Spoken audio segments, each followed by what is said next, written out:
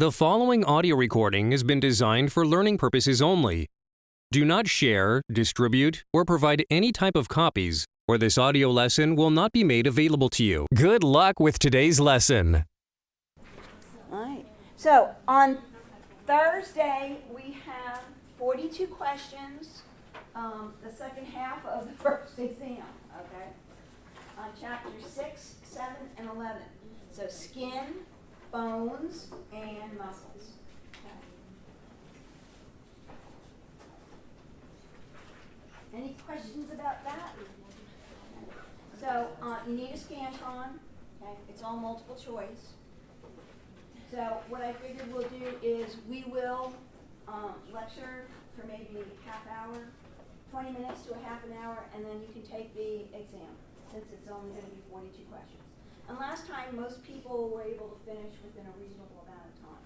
Okay. So, and then you can also stay in here until 2 o'clock when lab starts on Thursday. You can also stay here. We do have to be careful because that other class comes in. Okay. But we can move next door, and we can do something. Okay? Why aren't you doing your thing? There you go. All right.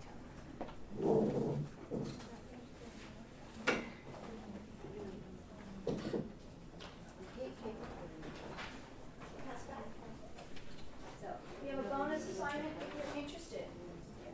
Again, this is bonus. That means you can do it if you want. You don't have to. If you're getting 100% in class, maybe you don't want to do it. But look through it, because when you read about why you need to learn some of this stuff, I think it helps it make a little more sense, right? We just kind of keep throwing information at you, and you're like, why am I learning this? Well, these little case studies with these scenarios give you an idea of why would you care about that, okay? And we're such a rushed class sometimes that we don't get to talk about those things, okay? And feel free to come and talk to me about them, all right? Just, again, email me. I'll be here early. I try to get here around 11:30 anyway, so I'm usually around. I might not be out here, but I'll be over at the adjunct office. So, but if you email me earlier, I'll come up here, or you can come over to the adjunct office in the biology office. I've given a bonus assignment if you're interested. It's not required, but it's up to you if you want to do it or not. It is on material we haven't covered yet, so don't panic, okay? All right, so I know you've already started talking a little bit about nervous tissue in lab, and we're going to go from there. But aren't these the coolest cells ever? I mean, it amazes me that you've got these things in your brain that store memories, make you who you are, give you your personality. They're just cells with a cell body and organelles and a cell membrane, and they make neurotransmitters. I mean, it's absolutely amazing. They actually give you your personality, allow you to make judgments, make decisions, evaluate, analyze information. It's a cell. Isn't that amazing? I don't know. Anytime I get to this chapter, I'm kind of like, oh, goosebumps again. But I guess I'm just a science nerd. What can I tell you? Okay. But it just fascinates me when I learn these new things, or when I was learning them, but still, just talking about them. It's like, wow, how cool is that? All right, so the endocrine and the nervous system, endocrine we'll talk about later on. Basically, they're going to be the systems that literally maintain homeostasis and maintain life, keep us alive, right? The endocrine system communicates with chemicals. We call those chemicals hormones, right? They secrete them into the blood delivers them to the cells that respond to them, and something happens in that cell. The other one is the nervous system. We are using chemicals, neurotransmitters, but we also use electrical impulses. And that's how we send information from cell to cell to cell to cell. It's really weird. But the nervous system basically carries out the task in 3 steps, right? And it's kind of like sensory input going into a processing center, brain, spinal cord, and then information coming back out in the way of motor output, right? We talked about negative feedback systems, raised blood pressure, lower blood pressure, raised temperature, lower temperature. I mean, it's the same thing. We have sensory stuff, all kinds, different types, all over the place. And they're constantly monitoring everything that's going on and sending that information into your brain and your spinal cord. Usually it goes to the spinal cord relays it to your brain. It's kind of that in-between system. And then the brain interprets it, analyzes it, makes a decision. Do I need to do something? If I do, I need to send information back out. We usually refer to that as motor output, because muscles and glands, okay, so we're causing them to do something.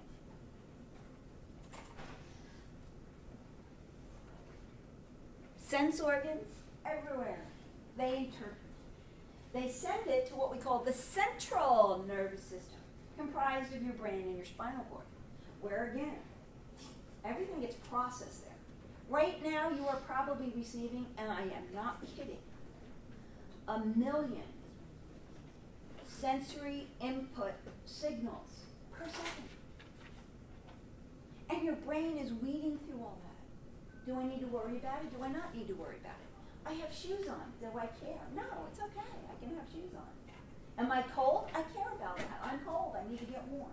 Am I hungry? I got to take care of that. Do I feel sick? What's going on?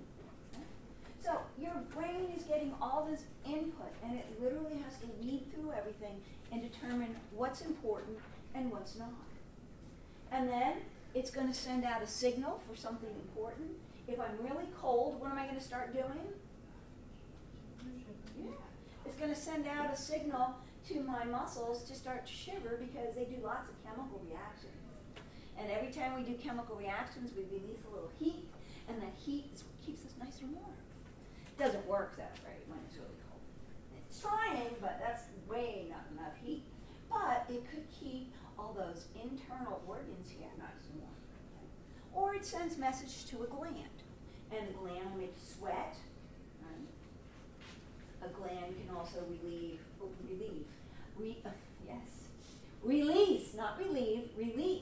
some chemical signal or some hormone. So we've got all these different ways that we can make changes. And there's a lot of stuff going on that you don't even know about. It's subconscious. There's a part of our brain that takes care of all that stuff. And we don't even have to think about it.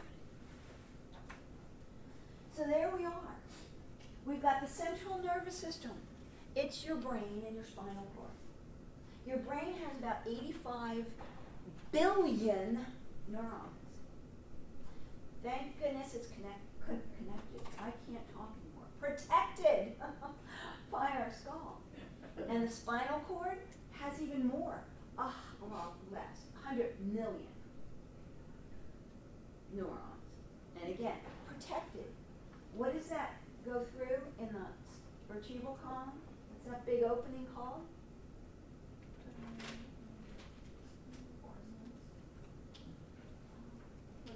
That big opening, that foramen, yeah, what's it? Is it the vertebral? Where the spinal cord goes down, right? All the, yeah, wow, yeah, gotta go look it up. Okay. The peripheral nervous system. This is everything else except the brain and spinal cord. Okay. That means we're sending neurons out to everywhere, to the tips of your fingers and the tips of your toes, to your muscles, to all your glands inside, to everywhere. Usually, we talk about the peripheral nervous system as being as nerves coming out of the spinal cord. So what is a nerve? A nerve is a bundle of nerve fibers. Really? Basically the axons. And you guys know what an axon is already? They come out, okay, we're going to go over it. They come out of the spinal cord, a big nerve, and then it splits and it goes to all different places. There's another thing that we also have in the peripheral nervous system that we really don't see too much in the central nervous system. We have a few, but are ganglion. Right? And ganglion are like these little swellings where neuron cell bodies are concentrated. And we're going to use these terms a little bit later on. Okay? But we're full of nerves and ganglia in the peripheral nervous system, outside the spinal cord, outside the brain. So, nice picture from your book. Tells you which is which. I think you got that one. Yes? But notice, brain and spinal cord, everything else, all this stuff coming out, is considered peripheral nervous system. Right? Around the periphery of the body, right? You all know what periphery is, right? Going around the outside something, right? Is that one of those terms? So, kind of understanding some of these terms also kind of helps to understand why we're calling them those things. Right? So I tried. Am I doing okay with explaining some of that stuff? Okay. All right. Now it gets complicated. The central nervous system is not complicated. Brain and spinal cord, that's it. The peripheral nervous system, oh my science. Yeah. We've got sensory and motor divisions. Now, we said we got lots of those sensory receptors all over sending information to a processing center. Oh yeah. Sensory division is going to send information into the central nervous system. Now, some of those senses we know about. Heat, touch, something smooth, something's like sandpaper, something's hot, something's cold. Those are all kind of coming from our skin. Yeah. We call that the somatic sensory division. So all of those sensory receptors are going to be attached to neurons that send information into the brain and the spinal cord. But then you also have all those organs, and another term that we use for organs is viscera. Have you ever heard that term? It's not a nice term, but they say someone's been eviscerated, meaning that their abdominal cavity has been opened somehow and all their organs spill out. Yeah. So viscera means all the organs inside. Right. So whenever you hear that term, anything that says visceral, viscera, yeah, we're talking about organs inside. Well, we also have tons of senses there. And we're also going to send those in to the spinal cord. Okay. A lot of times, we're not always aware of those visceral senses. When you're hungry, you're aware. But when you're full, you're not aware you're full a lot of times, right? You eat something and then you forget about it. At least I do. That's when I eat more stuff. But yeah. You have something in your intestines that needs to be pushed along and digested. You don't know that's happening. But you've got sensory receptors there that say, hey, brain, we got something in our intestines. You need to send out some signals to digest it. Okay? So, very much aware, not so much aware. On the motor division, this is where signals are coming out of the central nervous system. And we've got the same thing, right? The somatic motor division goes to your skeletal muscles. We have voluntary control over them. Move them whenever you want. The sensory division said, we got something in our intestines, brain, we need to digest it. And the brain has to send messages back out that says, okay, start the digestion, start the movement, start whatever needs to be done. And we're not really aware of that. Kind of happens behind the scenes. So the visceral motor division, we oftentimes don't even know anything's going on there. It's kind of happening subconsciously. And we divide that into two divisions, sympathetic and parasympathetic. You know, almost like with a almost anything that's happening, when you turn something on, at some point you gotta turn it off. You turn it on, then you need something to turn it off. And that's kind of how these two divisions work together, the sympathetic and the parasympathetic. Sometimes they work together in certain circumstances, but a lot of times it's like, oh, I have food in my stomach, digest it. Well, now my stomach is empty. It's done all the digesting. Do I still want my stomach to be churning out things that are doing digestion? No, I want to turn it off. I need to move things through my intestines. I turn it on. Now there's nothing in there to move. Do I still want those muscles to keep contracting and doing all kinds of things? No, I got to turn it off. So a lot of times these work opposite of each other. Turn it on, turn it off. Once again, we have no idea it's working though. Right? It's sort of subconscious. So we have conscious movement and we have unconscious movement or things happening inside our organs. We're usually always aware of somatic sensory signals, not always aware of visceral. Yeah, we are sometimes. I'm hungry, my stomach hurts, but a lot of times there are signals being sent kind of behind the scenes that we have no awareness of. So the central nervous system, pretty straightforward, brain, spinal cord.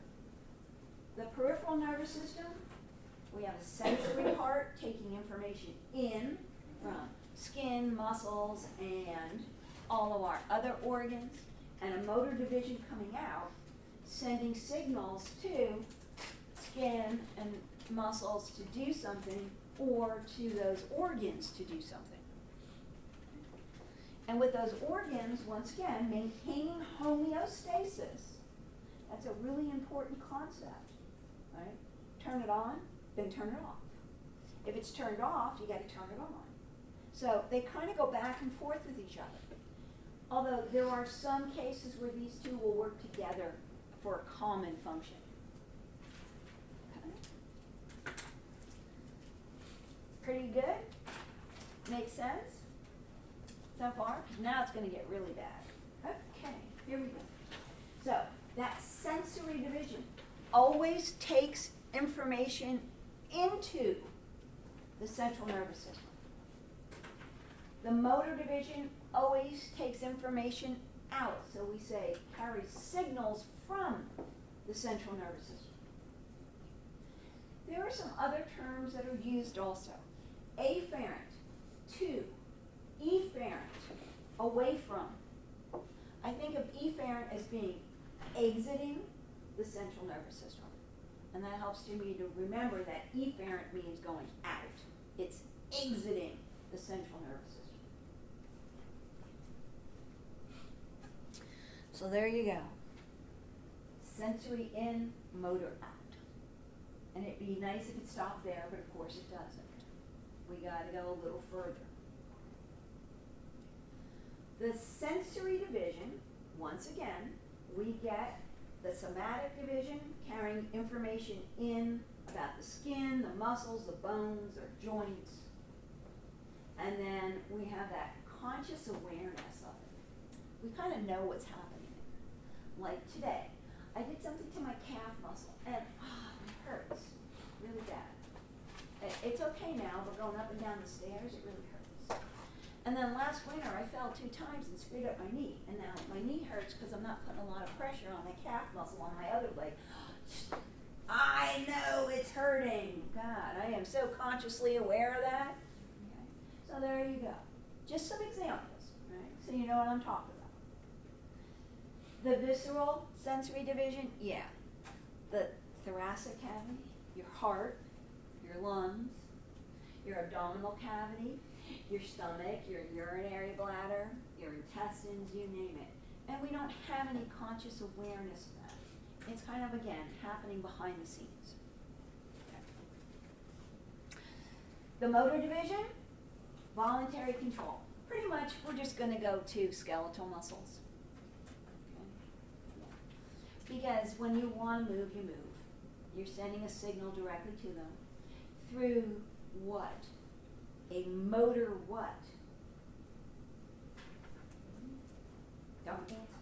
You know. Motor unit, right. A motor neuron is what we call it, coming out of the central nervous system, sending a signal to a muscle cell, or a group of muscle cells, or a billion muscle cells, depends on how strong the contraction will be.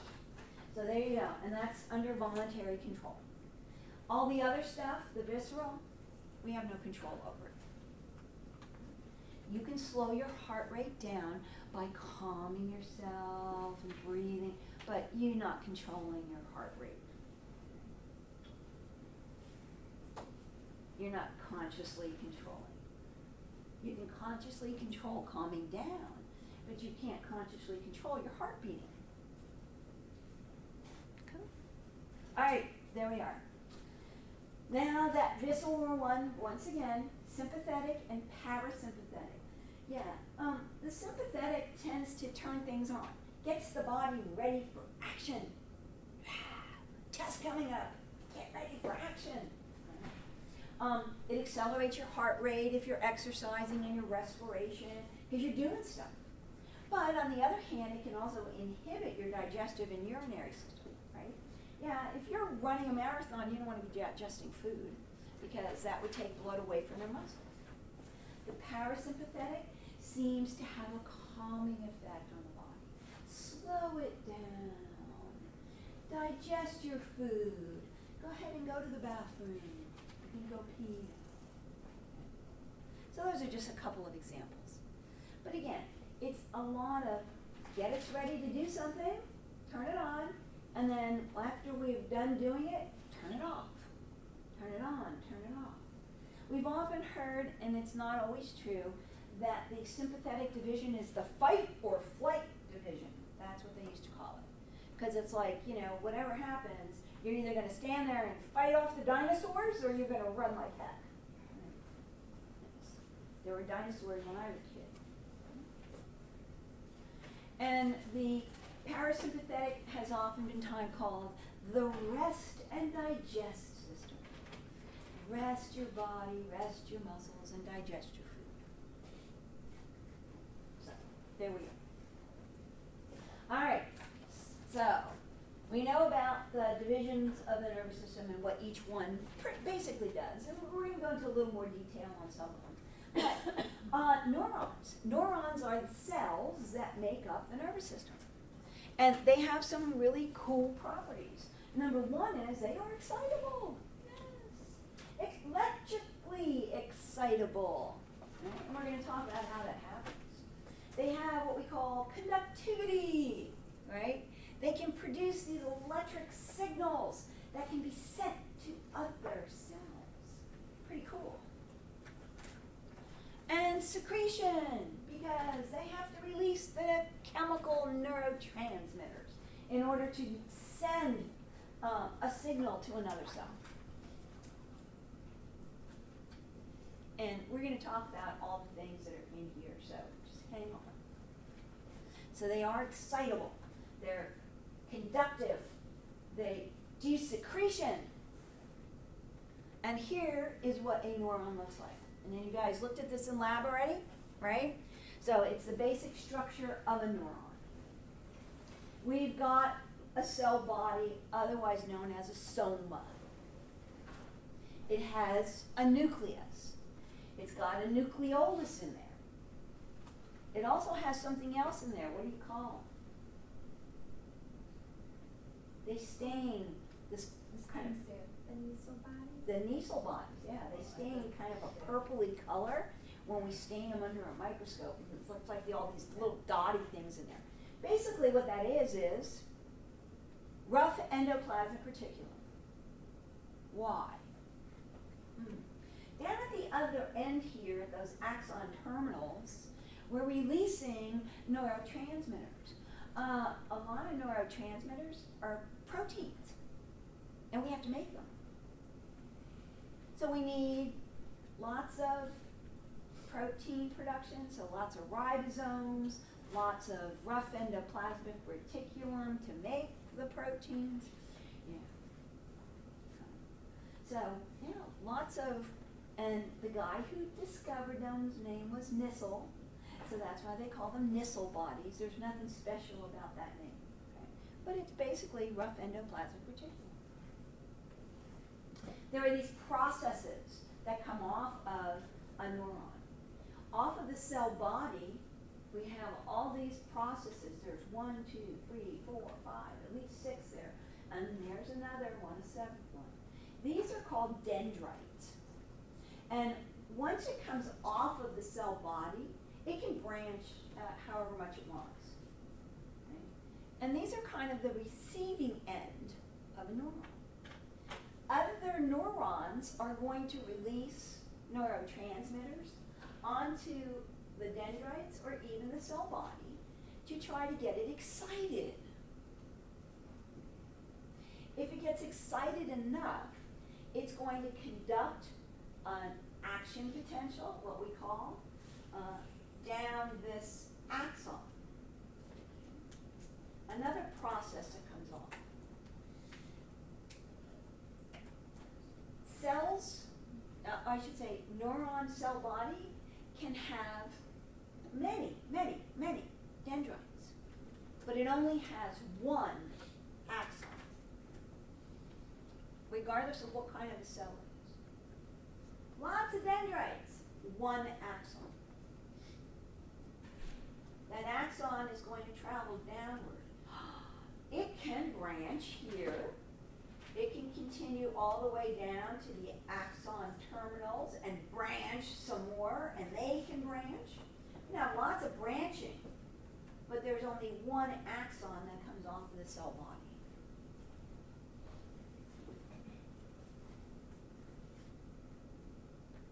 We've got some myelin sheaths, that cells that wrap around. Those little axon terminals where we're going to store little vesicles with neurotransmitter in it that we made up here and sent all the way down so that they can release it when they're excited.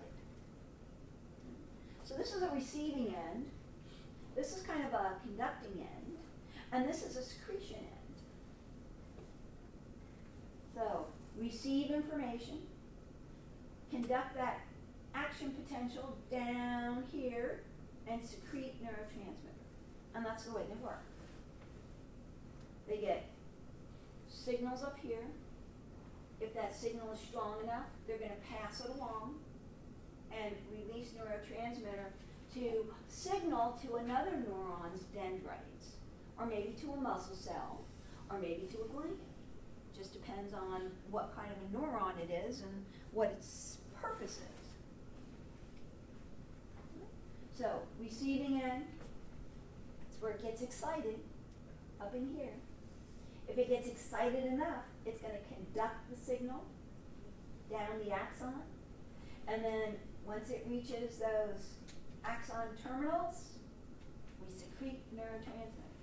So there's its 3 properties and what's happening on the neuron.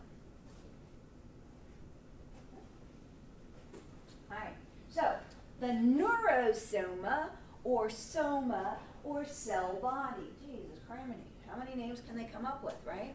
Let's confuse us even more. It's a cell body. It is the control center, just like it would be in any other cell. It's going to have a nucleus and mitochondria, Golgi complex, lysosomes, you name it, it's got it. And it's got that rough ER because it's going to make lots of proteins. And they're compartmentalized into, we're trying not to call them Nissl bodies anymore, chromophilic substances. It's rough ER, making proteins. The thing about neurons is, you only make them for a certain period of time that you're growing. And then that's it. They no longer undergo cell division. And this is true for both the central nervous system and the peripheral nervous system. But nicely, they can function for over 100 years. Right? You hear about those people who are 103, 110, right? Their neurons are still functioning. Well, maybe not all of them, but I'm not even that old and all mine aren't functioning anymore. I'm kidding around, just making sure you're aware. But yeah, they are very long lived. As long as you're alive, your neurons are going to function. The thing about the cell body, though, is if you damage the cell body of a neuron, it will die. But then you can't replace it. So that's where some things come in that create some issues. If you've had some sort of traumatic brain injury, you have probably damaged some of those cell bodies. And now they've died, and you can't replace them. And that's why some of these types of injuries are so horrible. I mean, they really are. Because you can't replace those.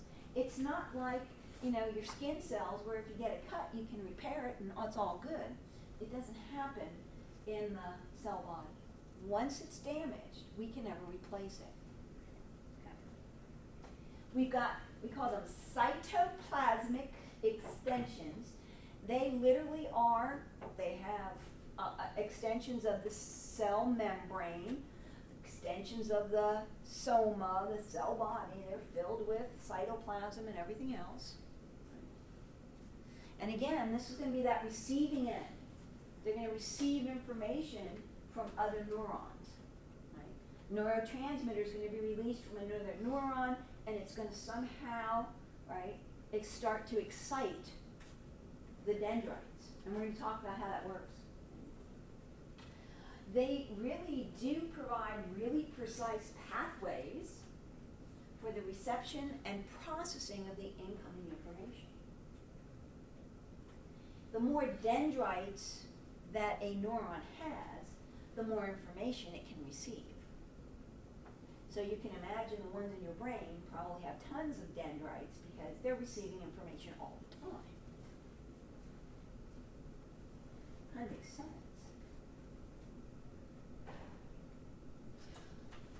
Oh, these are some cool pictures the new edition has. I don't think they're in your book, but they are in some of the PowerPoints. Isn't that cool? So, here you go. There's our cell, right? There's the nucleus in the cell. We have, here's the soma, the whole cell. Right? There's the nucleus in the cell. Over here, we can see the missile bodies or chromophilic substance. All that rough ER. The nucleus has a nucleolus where it makes ribosomes because we have to have ribosomes on the rough ER to make all the proteins we need. There are the dendrites. There's the axon. We didn't quite talk about that yet, and then there's this kind of little pyramid shape where the axon comes off the cell body. That's referred to as the axon hillock. And that's going to be important, and we'll talk about why that's important. But I like this because it kind of highlighted, right, those different parts. All right. The axon is also referred to as a fiber because it's really long. Not in every neuron. Some neurons it's really short. But think about it. You have a sensory neuron on the tip of your toe that comes all the way up your leg, comes all the way up here, and goes into your spinal cord. Now, I'm short. Think about some of those basketball players who are like, 7'8", 7'6"? That's a long neuron. And it's not the cell body that's long, it's just that axon. When the dendrites and the cell body get excited, we have to send that signal, conduct that signal down the axon. And that's what the axon hillock does. In fact, we call it a trigger zone, to start triggering, sending the signal along. The axon is cylindrical. It's relatively unbranched for most of its length, although it can have, we call it a little collateral axon that comes off of it. If I go back here, whoops, right? we could have this, but most times, most axons are just straight, right? Till they get down here, and then they start to split. They branch extensively on the distal end.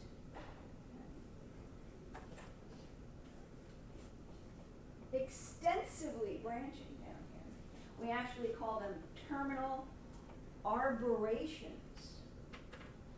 Does anybody know what arbor refers to? Yes. I don't know, when I was in grade school, we used to have Arbor Day, and we'd plant a tree. Yeah. You guys don't have Arbor Day? You didn't have Arbor, oh, that's fine. Arbor refers to a tree. An arborist is someone who knows all about trees. And what does a tree do? Branch. So there you go, a terminal arboration.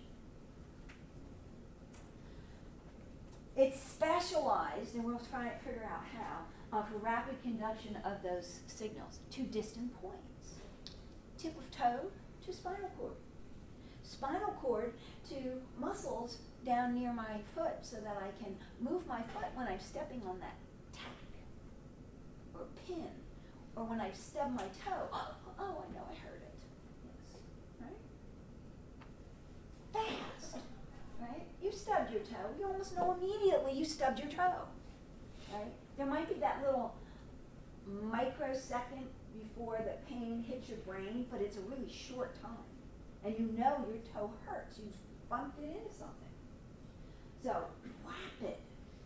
In fact, I'll tell you now, some of those axons can conduct that information at 300 miles an hour. Nope, no crowd. I was going to say something else. Not kidding. Yeah. Now, we, just like we had the sarcolemma, and we had the sarcoplasm, there you go. We have an axoplasm and an axolemma. The axolemma, the plasma membrane of the axon, and the axoplasm, the cytoplasm of the axon. And again, this is important. While we can have tons of dendrites, we can only have one axon.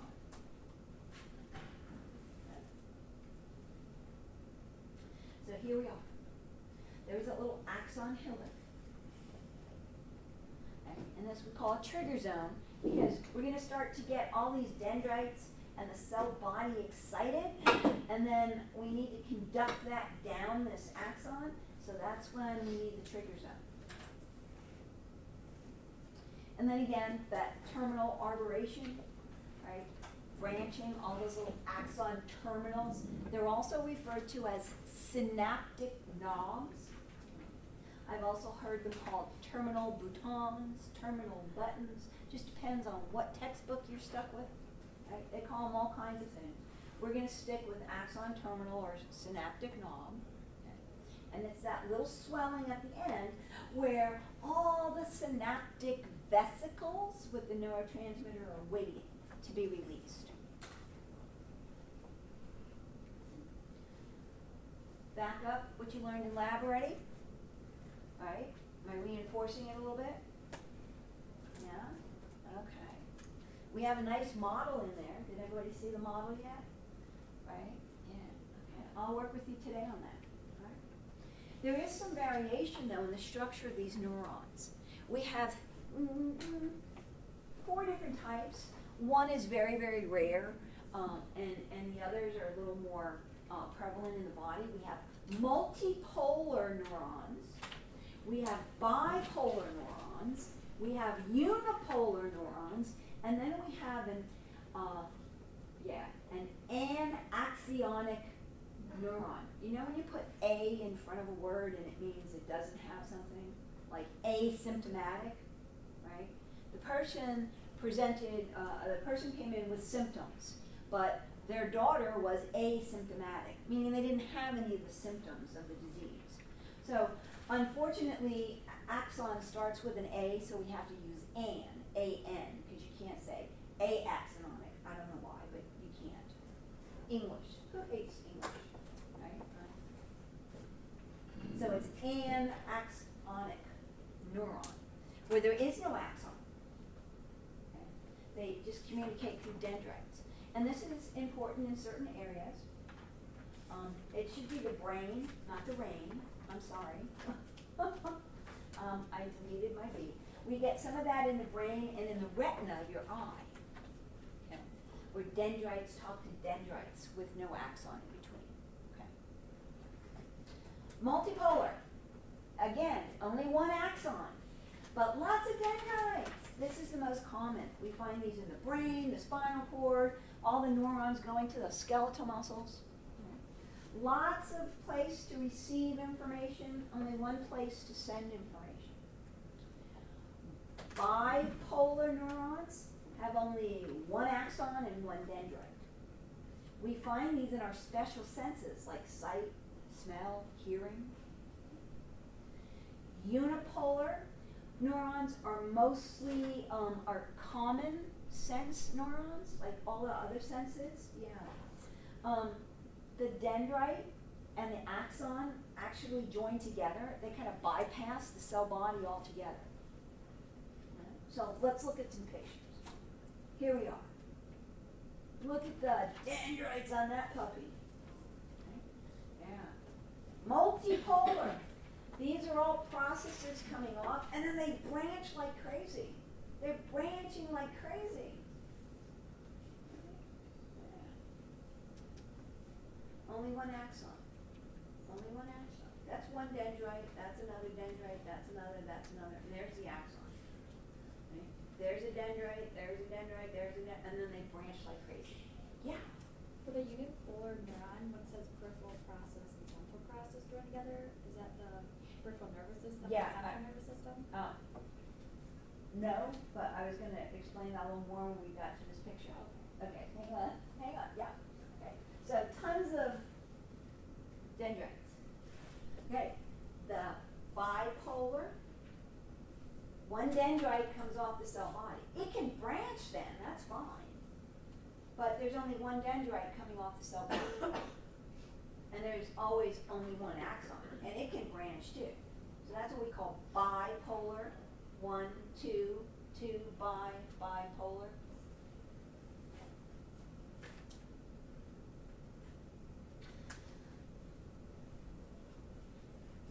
So your terms were peripheral and central process. Okay. This is your peripheral process. This is your central process. Now again, we would think of this as a dendrite, and here it is branching, but there's only one long dendrite. It can branch at the end. And then there's one axon. And the thing here is, on these, the signal is going through the cell body to the axon, through the cell body to the axon. Here, we are bypassing the cell body. The cell body still has the same functions as in these guys, but I just stubbed my toe. How do I know that fast? I don't have to go through the cell body for that. I'm just going to go from pain receptor to brain, saying pain. So we find these a lot in our sensory functions, right? Our sensory neurons are a lot like this. We just want to bypass. We don't have to go through that cell body. Now, there are things that happen in the cell body for some of these others, like memory, things like that. We have to change something, probably. Right? But for sensory, there's nothing to change. There's really no memory to remember, right? All we want to do is get the sensation, pain, heat, cold, whatever it is, as fast as we can to the brain so that it can make a determination, do I need to do something, right? If you're stepping on a tack, you really want to step all the way down, right, on that tack and let it go through your foot or a nail or something? Not really. So these can send signals about sensory information super fast so that when you step on that tack, you're pulling your foot up right away. Your brain already knows there's pain down there. You don't step on it all the way and it's stuck in your foot and you're going, oh yeah, that hurts, right? No, you know even before you've pushed all the way down. So this allows that signal to move super fast without having to go through the cell body. And then again, very rarely we find dendrites to dendrites. We have a cell body and nothing but dendrites, and it will signal to the dendrites of another similar cell. Okay? It could signal to one of these, just depends on where we are. These are pretty rare, again, mostly in the brain and the retina of your eye. In order to see right now, you're actually going through 3 different types of neurons. Wait till we get to special senses. Cool stuff. Yeah. Okay. So, multipolar, lots of dendrites. Unipolar, dendrite right in the axon. Okay. They call them processes because they don't look like normal dendrites and axons. So we got a peripheral process and a central process and a peripheral process. So they merge together. And then the bipolar, one dendrite, one axon. Branching at the ends is fine, but only one dendrite comes off the cell body. So that's what those terms mean. Okay. And why do we use the term polar? Because we're going to use electrical charges in order to send information. We're going to change electrical charges. So that means that there's going to be difference in electrical charge, positives and negatives. And whenever we see differences like that, we say something is polar. It has to do with physics and electrical stuff. Yes. Physics was my worst subject. I each by with a C. Too many equations. Too really out there thinking. E equals mc squared. What does that mean? I don't know. Einstein was a physicist. Anyway, so polar means that we're using that excitability, that electrical charge differences. So that's why we call them polar, because we're going to change some of that charge. Okay, so does that help with how we name all these things? A little bit? All right, understanding some of those terms. So, how are we classifying them? We can also classify them by their functional differences, right? Not only the way they look. Sensory neurons carry impulses into the central nervous system.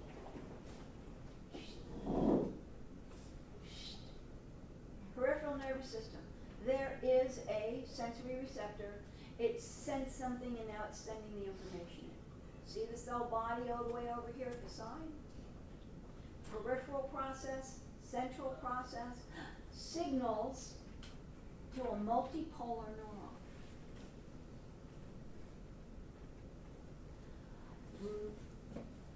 Call them interneurons because they're in between sensory and motor.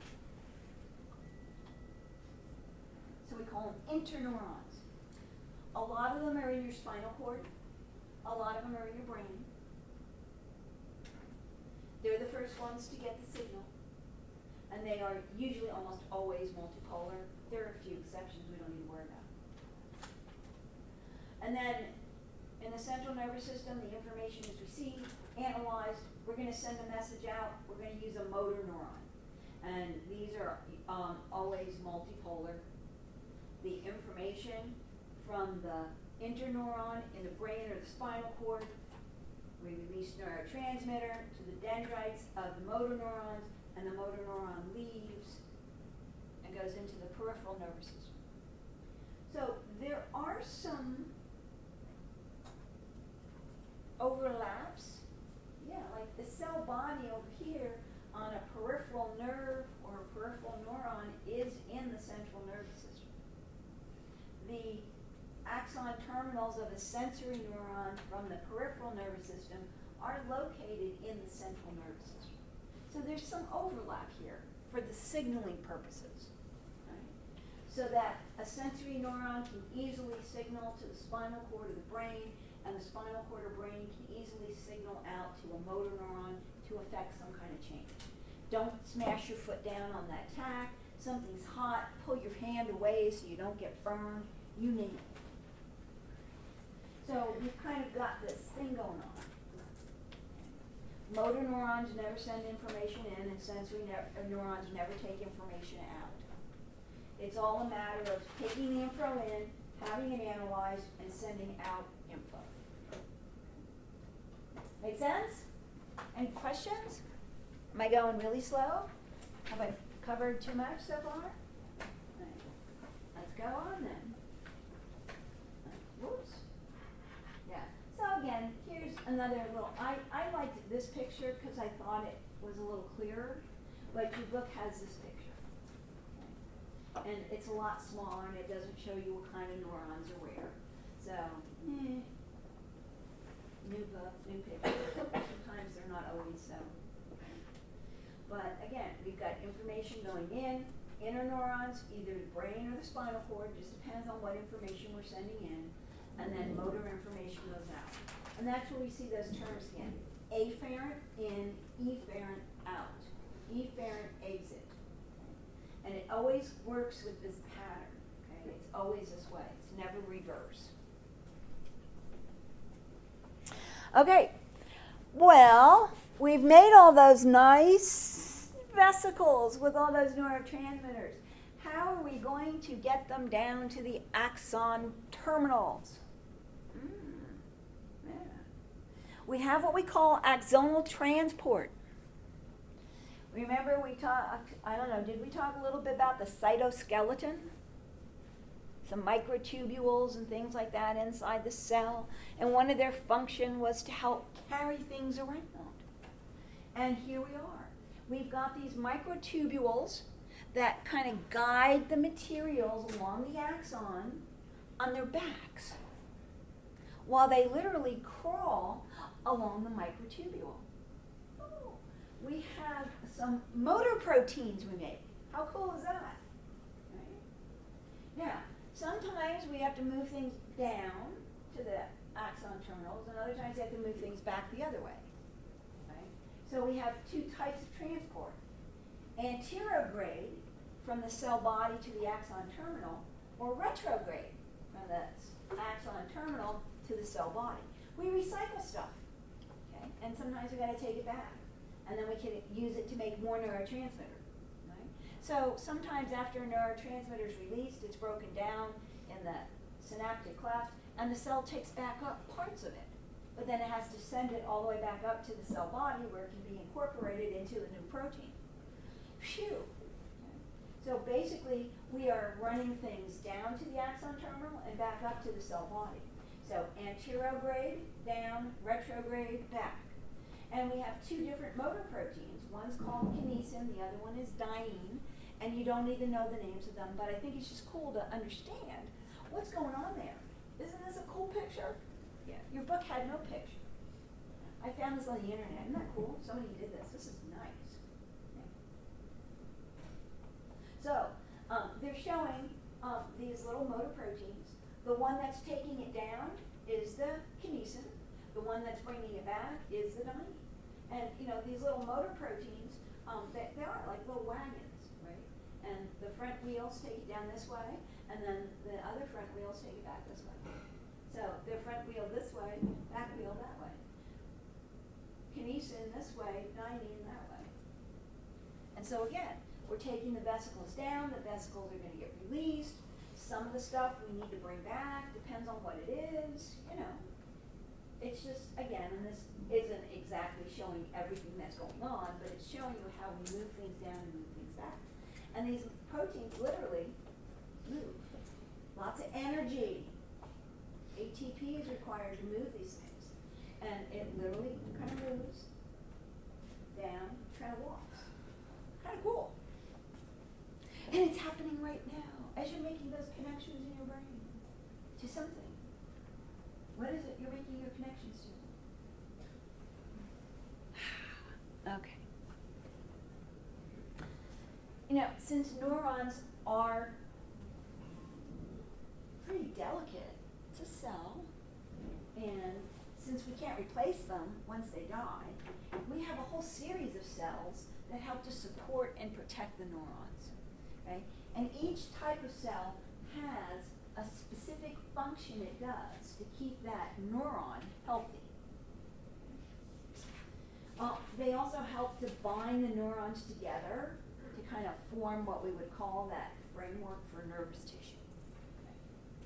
So just like connective tissues release the matrix and then they're trapped in it, right? But this isn't so much that, but it helps to bind the neurons together wherever they are. There are 6 different types. Only 4 of them are found in the central nervous system.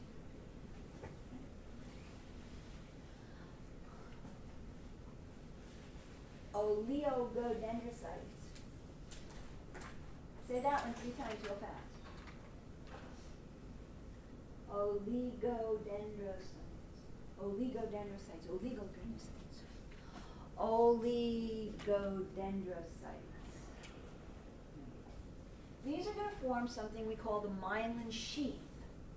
The myelin sheath is a protective covering, we'll talk more about it, that gets wrapped around the axon to insulate it, protect it, and also help those signals that we're going to conduct down it move a lot faster. Ependymal cells. You do have some holes in your brain. Yeah. They're actually little cavities that are filled with cerebral spinal fluid, CSF. And in your brain, we call them ventricles. Little spots. They're holes, but they're not empty, right? They're filled with fluid. Right? And that fluid's got several functions, and we're going to talk more about that. But lining these ventricles, and there are 4 of them, are these ependymal cells. And they're going to help to circulate and secrete the cerebral spinal fluid. The cerebral spinal fluid goes around your brain, it gets drained off, put back into the blood, and then we constantly make it.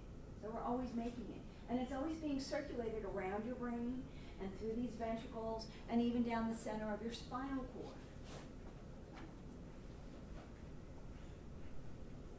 We gotta make it. We need some blood cells to deliver stuff, and then it's a lot like plasma, but it's modified by the ependymal cells, and then it gets put into the ventricles. And we'll see those in a little bit. Yes. Immune cells. Microglia cells. Yeah, the regular immune cells of your body cannot get into your brain, so we are going to have some specialized macrophages that are in search of any cellular debris, and they are going to phagocytize it. They can also find bacteria, viruses, okay, so that nothing bad gets into your brain. And we also have another system to prevent bad things from getting into your brain. And the other system is carried out by what we call astrocytes. And they're named that way because they look star-shaped. They are the most abundant and the most diverse in the central nervous system. Okay. Oligodendrocytes only make myelin. Ependymal cells only make cerebral spinal fluid. Microglia only phagocytize things. They're macrophages. Those are their functions. But the astrocytes, whew, they form more of a framework for the nervous tissue. They have extensions that contact the blood capillaries that stimulate them to form a really tight seal with the capillaries that forms what we call the blood-brain barrier. Nothing, almost nothing, there are exceptions, almost nothing gets into a neuron cell body that has not gone through an astrocyte. It's almost like a food taster, right? Again, if toxic chemicals get into your brain, which some drugs are and can, then we could do damage to the cell body, to the cell. And then it's going to die. And if it dies, we can't replace it. So these astrocytes kind of are going to take things up from the blood and then deliver it to the cell body to help protect it. It's not foolproof, right? There are a few things that can get over this blood-brain barrier, like alcohol, which is why you get crazy when you drink too much, right? You start doing things you wouldn't normally do because, oh, it's making those cells drunk. It helps to mediate then, along with this, that transport in and out of the neuron. What goes in, what comes out, trying to keep it safe. It can also communicate electrically with the neurons, and it may even help to influence, right, synaptic signaling, meaning releasing the neurotransmitter. Of course, around all the cells is interstitial fluid or tissue fluid, okay? And these can help to regulate that tissue fluid around your brain cells by absorbing excess neurotransmitters. As long as neurotransmitters are being released, the next cell is going to be signaled to, and maybe we need to stop that signaling. So these guys can help absorb some of that. They can also absorb extra ions and things that we don't need right at that moment. Very diverse. Here they are, nice picture. This is an oligodendrocyte. Now, it's got a big cell body and a nucleus, and then you see these extensions attaching it to the cell body, but then it sends out more extensions that wrap around and create this myelin sheath. And we are going to talk more about that. You can see that this one is actually kind of working between these two neurons. This one is working between that neuron and this neuron, and this one between this neuron and that neuron. So they can wrap around little sections of the axon on a whole bunch of different neurons in your brain. These are those little phagocytic cells, right? Macrocytes, microglial cells. They're looking for cell debris. You know, some of these cells are going to have to be replaced, so not necessarily neuronal cell debris, but cell debris from any of these other cells. And then here we have the astrocyte, and you can see this creates a really tight barrier between the capillaries in your brain, the blood vessels, and the cell body. So pretty much almost anything that's getting into the cell body is going to have to go through one of these astrocytes. So make sure that it's getting the right thing. So transport in, transport out. We call this the blood-brain barrier because, you know, there are exceptions to everything, but not a lot of things can just get over into your brain. This would be sort of the inside of one of those ventricles, and here we can see all these ependymal cells, okay? And they are in contact with some blood. Plasma goes into them from the ependymal cell. It modifies the plasma and makes it into cerebral spinal fluid. And then it has these little projections, little cilia, that kind of help to keep the flow of the cerebral spinal fluid through all of the ventricles and around the outside of your brain and down the spinal cord. And those are called the ependymal cells. So these four are in the central nervous system. The other two of the six are only found in the peripheral nervous system. Schwann cells. They're now starting to call them neurolemma cells. Schwann was the guy who discovered them. And again, we're going to be doing this wrapping of this myelin around the axon. Very similar. The myelin is similar regardless of which cell is producing it, right? But there's a little bit of a difference here. while the oligodendrocytes can wrap myelin around many axons, Schwann cells are smaller and they can only wrap around one little section of one axon. So an axon in the peripheral nervous system would have thousands of little Schwann cells along its axon.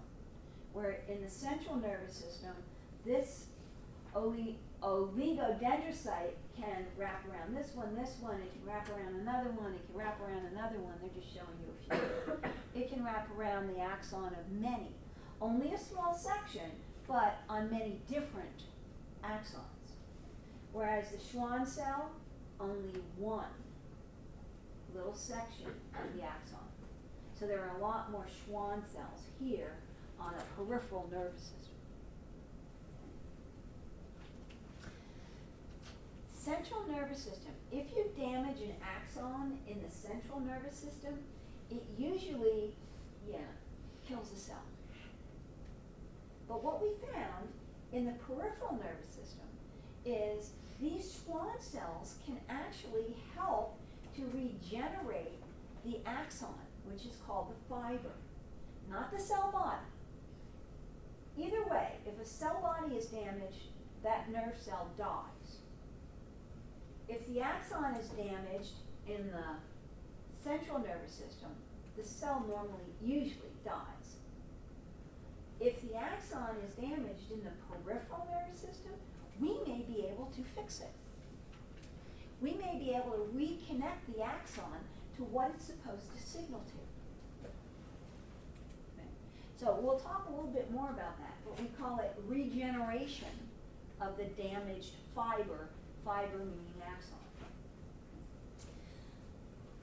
Only happens in the peripheral nervous system, right? Because if you have a deep cut in your hand, you've cut through blood, you cut through skin, blood, epidermis, dermis, subcutaneous layer, skeletal muscle, and oh my gosh, there's lots of nerve cells that go through all those tissues. And yet, if you have a deep cut, you still have you still have feeling in your fingers. It doesn't go away. You might not have it until everything is repaired, but you get that feeling back. Not always. So we only get this in the peripheral nervous system. There are some axons that are not myelinated. Okay? Usually, the neurons that only have small distances to signal aren't going to have some myelin on it. Although they will be surrounded by some myelin, they won't be wrapped around in myelin. The other one is called a satellite cell. They protect and surround the cell bodies in the peripheral nervous system. They do provide some of that same electrical insulation, and they do help to regulate the chemical environment around the cell body. So here would be the satellite cells, and they're surrounding the cell body, and these are the Schwann cells, or I believe your lab manual now refers to them as neurolemma cells, something like that. Yeah. Okay.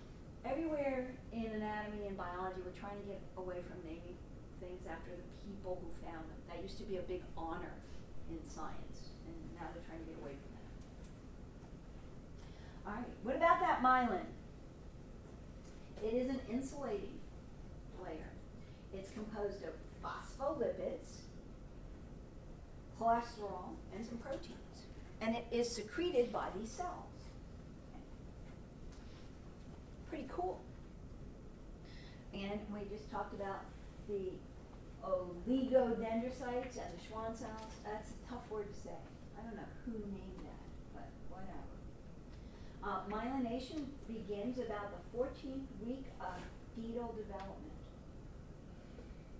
And then it proceeds very rapidly during infancy, and it is usually completed in late adolescence. Now, how many of you are in late adolescence? Nobody wants to own up to it. Okay. Mine is so complete it's starting to break down. No. But mine's been complete for many, many years. All right. phospholipids, cholesterol. Dietary fat when you're young is really important to the development of these cells. Well, and these cells are going to help us to send signals really fast. So the entire development of the nervous system is responsible, or dietary fat is responsible for it.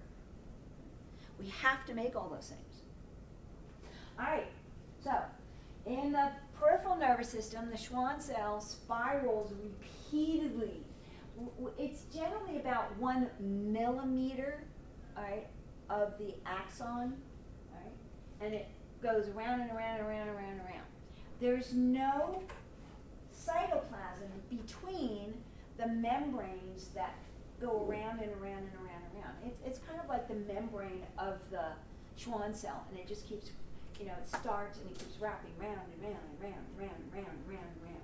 And there's really no cytoplasm in that membrane, which means that the neurolemma, the thicker outer portion of these cells, has the nucleus kind of pushed into it along with all of the cytoplasm and other organelles that it needs.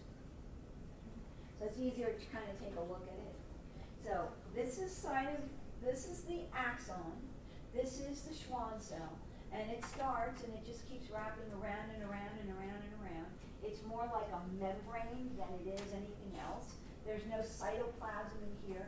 So all the cytoplasm has a tendency to be pushed to the outside, and that's where the nucleus would be too, as well as all the other organelles that it needs to function. I like this picture. This is from your book too.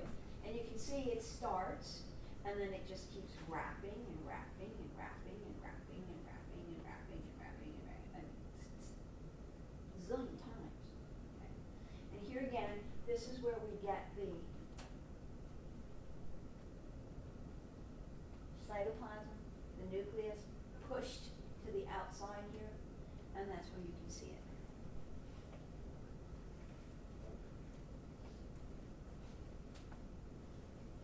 The oligodendrocytes, a little bit different, right? Yeah. They can do several nerve fibers or axons in their immediate vicinity.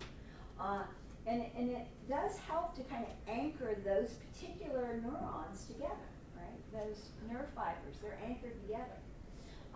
They cannot migrate around like the Schwann cells. So they have to push new layers of myelin underneath the old ones so that the myelin starts to spiral inward toward the nerve fiber. Okay. The nerve fibers have no neurolemma or endoneurium like we would see in the peripheral nervous system. So it's kind of like this, because its cell body is in between all of these. Okay?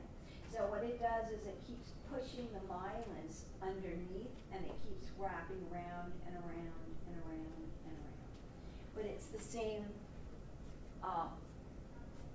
composition, phospholipids, cholesterol, and some proteins, and it's the same function, to insulate and help action potentials conducting the nerve signal faster. So it's the same in both systems in terms of function. The cells are a little bit different. In between these cells, we see these little gaps. Okay. We are now giving it a new name, myelin sheath gap, or in the old days, the node of Ranvier, after the person who found them. They're those little gaps. Okay. Between the nodes is the myelin-covered segment. So we call that an internode, right? Internode means between the nodes. So between the nodes is the Schwann cell. Okay, we'll just talk about the peripheral nervous system. And the little gap then, it depends on length, okay, of the Schwann cell. The length from gap to gap to gap to gap. Okay. There's a little initial segment that's usually pretty short at the beginning of the nerve fiber between the axon hillock and the first Schwann cell. And then that's where that trigger zone is, where that initial segment is. And the axon hillock is really important because it's going to actually trigger or initiate that nerve signal to move down the axon. And we will talk about how that happens. Okay. What can speed up or slow down the conduction of a nerve signal? Yeah. Well, there are a couple things. Diameter of the fiber. Okay. The bigger the diameter, the faster the signal. The smaller the diameter, the slower the signal. And nerves come in a lot of different diameters. The presence or absence of myelin. Myelin, myelin, no myelin. Unmyelinated fibers, it's going to take about, well, they can travel at about 4.5 miles per hour. That's so fast. I mean, when you think about it, it's happening in the body. Myelinated fibers, up to 270 miles per hour.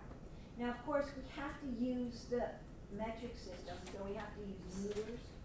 So, up to 2 meters per second in unmyelinated is about 4.5 miles per hour. And up to 120 meters per second would be about 270, almost 300 miles per hour. So they can move super fast.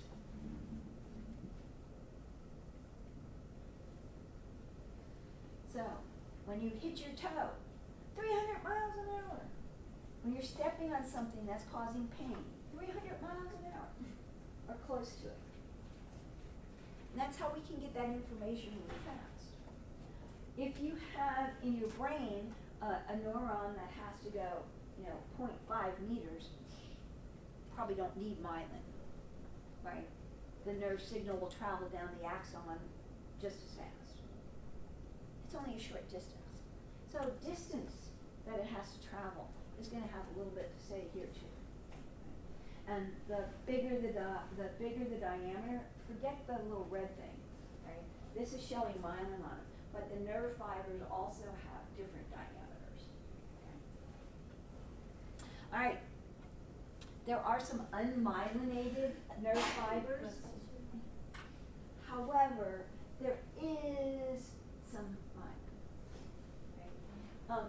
This is where you've got some myelin that's kind of surrounding the axon, but it's not really wrapped around it super tight like the oligodendrocytes and Schwann cells do. But this is myelin, and we consider these unmyelinated fibers because it's not wrapped around in little sections along them. Okay?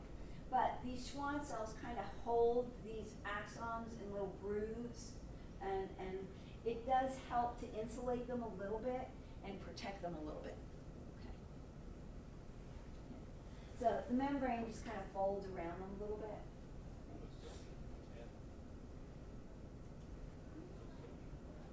So when we say they're unmyelinated, we mean they're not wrapped in myelin, around and around and around. But there is some myelin that is protecting them a little bit. All right, the regeneration of those peripheral nerves, yeah. Okay. If the soma is intact, the cell body is intact, in the peripheral nervous system, we could help to regrow that axon and reattach it to what it's supposed to signal to. We have to have some of the neurolemma, which is part of the Schwann cell. Okay. And what it does is, we are going to have macrophages come in and clean up all the stuff that we consider like debris, okay, the broken cells or whatever else is there. It's going to degenerate wherever it's broken. The macrophages come in and they clean all that up.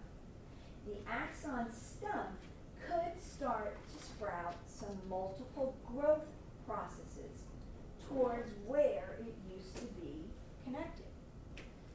But the Schwann cell is going to help provide a little, we call it a regeneration tube, kind of light the way forward, as well as secrete some growth factors that's going to help the axon to continue to regrow. It forms this regeneration tube, and it literally is helping to guide that axon and sending out some signals. Come this way, come this way. And some growth factors that it needs, so that we can reconnect it. Again, anything that gets damaged in the central nervous system, there's no regeneration of the axon, and usually the cell dies. So when you've damaged brain cells, they're gone. You can't get them back. So this is kind of what it looks like. So here we have it's connected to, I guess, a skeletal muscle here, right? All of a sudden we've had some local trauma, maybe you cut your hand or something like this, right? All of this is going to degrade. All this stuff is going to get eaten up. It's going to degrade, macrophages come in and get rid of all that kind of stuff. But the end of the axon starts to put out some growth processes. But again, without some guidance, they don't know where to go. So the Schwann cells start to line up and make a little regeneration tube. And you can see it's a cell, it's not myelin wrapped around. And that allows those growth processes then to start to grow towards where it would used to be connected. And eventually all the growth processes either get tucked inside and then we put myelin around it, or they'll just degenerate also, right? Usually they all get tucked inside this regeneration tube, and eventually we can reconnect it. Doesn't always work, but it happens a lot more often in the peripheral nervous system than we might think. And again, if you've cut, a really deep cut where you've cut through the skin, all the blood vessels, even the muscle cells, right? You've cut through neurons. You've cut through those axons. And hopefully we can regenerate them. My husband and chainsaws, not a good combination. And he really cut his hand really bad. And obviously emergency room, all that kind of stuff. He has recovered, I think on this side, he can feel this side of his thumb, he can't feel this side. So some of the nerve fibers regenerated and some of them didn't. I guess they were damaged too much. So I don't know if you know anybody like that, but yes, don't let them hear a chainsaw. Yeah. All right, what else? Electrical currents. Ooh, yeah. Excitability. Okay. Electrophysiology. Oh, what a fancy word that is. Yeah. Electrical potentials and currents. Yeah. Remember back in biology you talked about ions, right? Ions have charges, positive and negative charges. That is considered electrical current. In fact, the electricity that runs in your house is because of the difference in current, positive and negative ions traveling through the wires, right? The electrical signal is traveling through those wires. You kind of think of the axon like the electrical wire.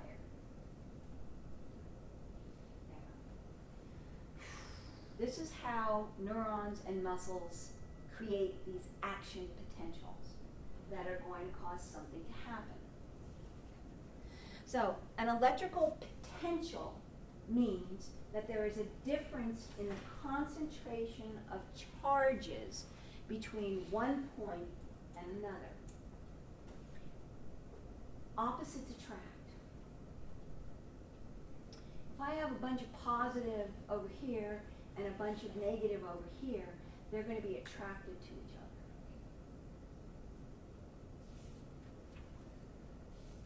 You've heard that term, opposites attract? Likes repel. Well, if we have a difference between the charge on the inside of a membrane and the charge on the outside of the membrane, we have an electrical potential. The positives are attracted to the negatives are attracted to the positives. And they would literally combine, except there's a cell membrane there preventing them from getting together. So because we have this positive and negative, we call it an electrical potential. There's a potential for them to interact, but they're not, because the cell membrane doesn't allow charged particles to just move across it. Everybody following so far?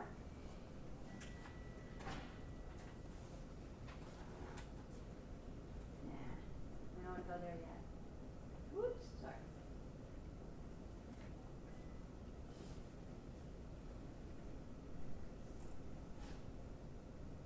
Questions on that?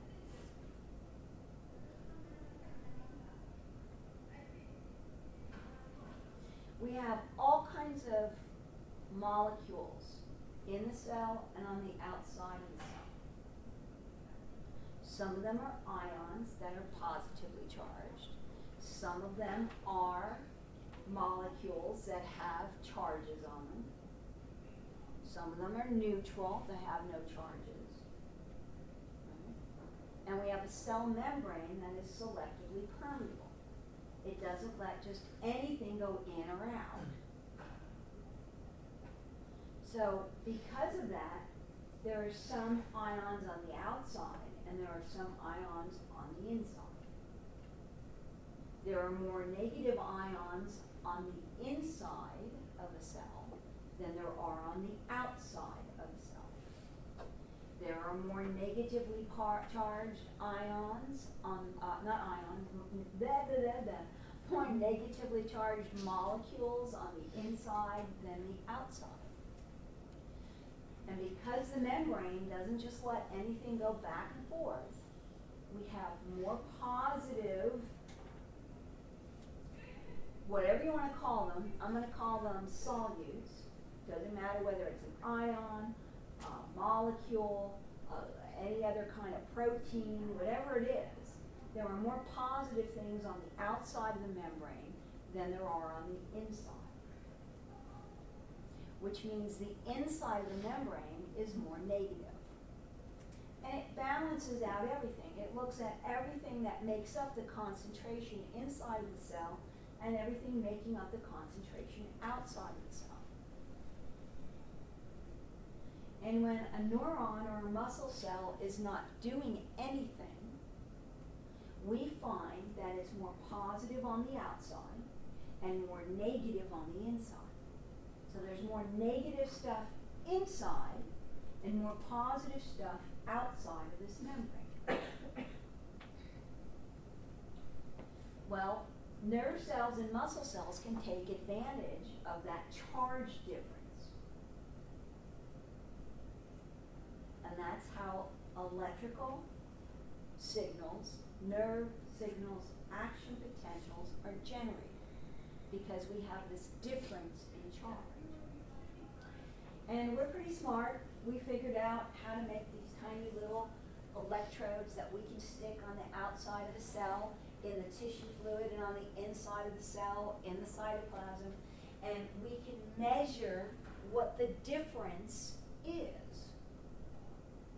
And when we do that, we find that it is minus 70 millivolts, meaning minus meaning negative. It's 70 millivolts more negative on the inside of an axon or a muscle cell than it is on the outside.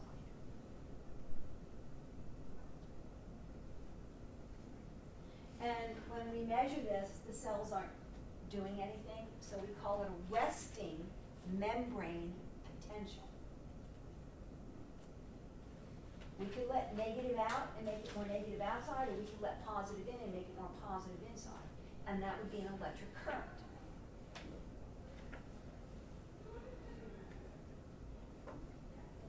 You gotta talk now.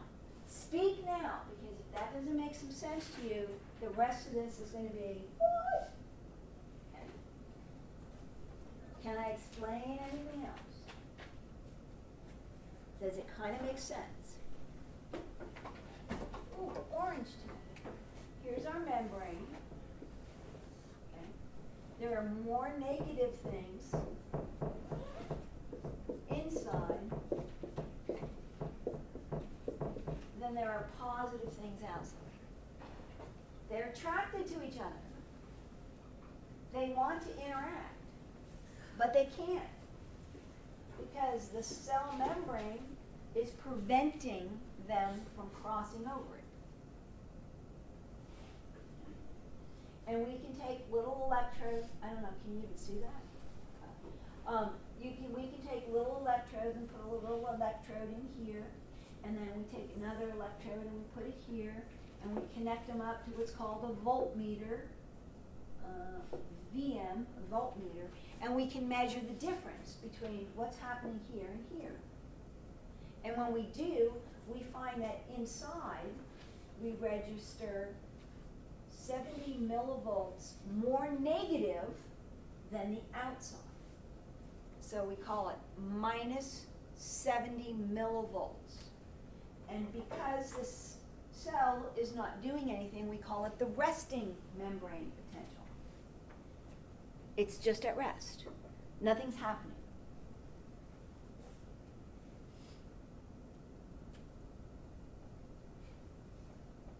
We good? Anybody have a question? All right. You may have had this before. I just want to make sure we're all on the same page for Thursday. Now, if we could somehow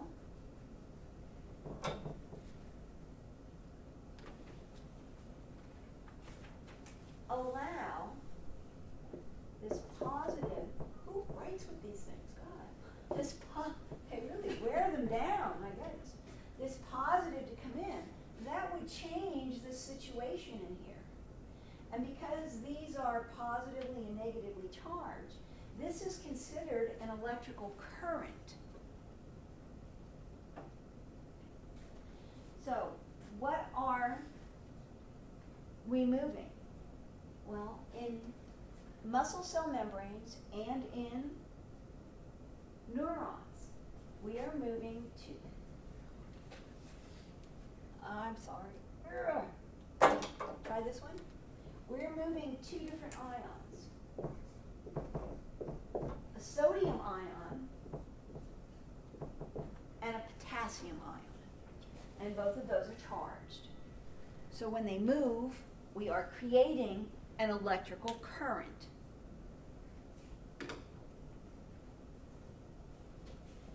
Now, how are we going to get them to do that? We're going to need some channels. Because the membrane just doesn't let them come over or go out. So we're going to have some very specific channels. And those channels are going to open or close depending on the kind of stimulus it gets. Pain, cold, hot, move a muscle, right? It's being given a stimulus. And it's going to open channels that are going to allow this flow of these ions. And that is an electrical current. And that is what an action potential is. The flow of ions of different charge into and out of the cell. What did I have on this next one? The resting membrane potential. That's where we're going to stop, and we'll pick up with how do we maintain this kind of membrane potential between these ions. Okay? Did I overload you for today? Everybody okay? Nobody's talking. Oh my gosh. All right. I'm going to open up the lab as soon as I close down here. If you want to start in the lab early, you kind of got to be out the very latest 3:15 because, again, I have a class somewhere else and I have to leave, so I'm going to get there in time. Good luck with today's lesson.